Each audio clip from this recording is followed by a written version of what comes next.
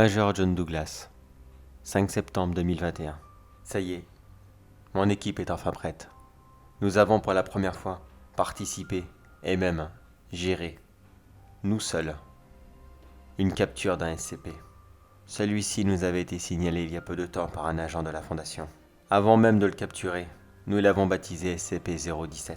Il s'agit d'une ombre, une simple ombre humanoïde, d'à peu près 70 cm de haut. Cette petite saloperie a comme particularité de se déplacer d'ombre en ombre et de faire disparaître à sa guise l'objet qui projette l'ombre en question. Elle peut passer d'une personne à l'autre sans faire la moindre victime, et pour une raison qui ne regarde que elle, faire disparaître l'un d'entre eux, comme s'il n'avait tout simplement jamais existé, en ne laissant aucune trace.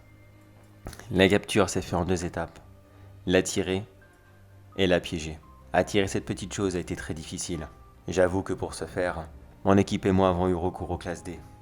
Mais une chance pour eux, ils s'en sont sortis. Le SCP avait été localisé dans une grande ville, dont je tairai le nom.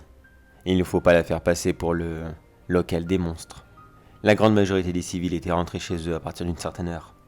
Le classe D n'avait qu'à se promener dans la rue, afin d'attirer le SCP.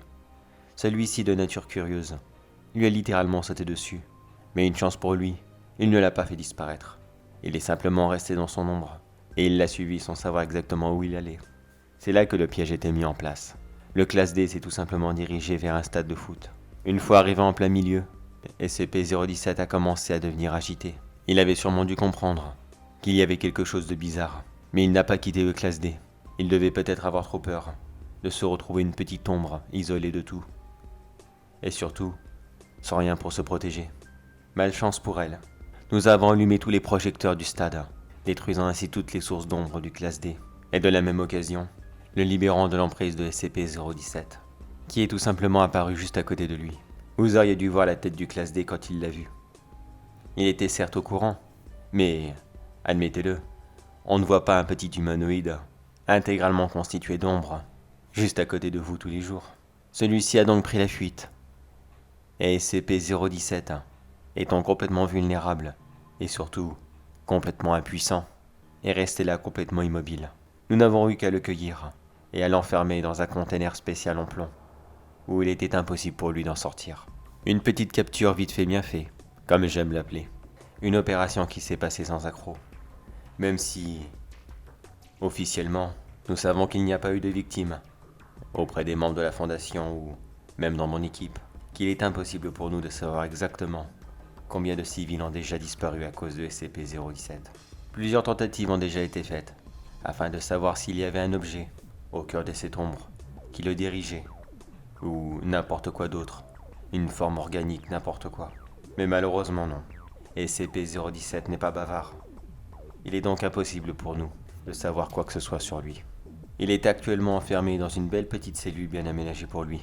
Un joli bloc de verre de plus de 4 mètres carrés, lui-même dans une énorme salle en béton, remplie de projecteurs, et avec son propre générateur d'électricité, qui bien sûr sont surveillés par des équipes de maintenance pour être sûr que la lumière y soit constante.